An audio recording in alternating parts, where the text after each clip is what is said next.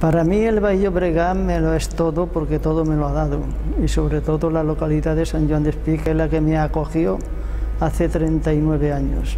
Cuando yo vine de Asturias, lo primero que un grupo de padres, con la ayuda de la trabajadora social del Ayuntamiento de Sant Joan Despí, nos animó a fundar una asociación de allí de Sant Joan Despí, que es la asociación Excel, de padres de discapacidad de Sant Joan Despí.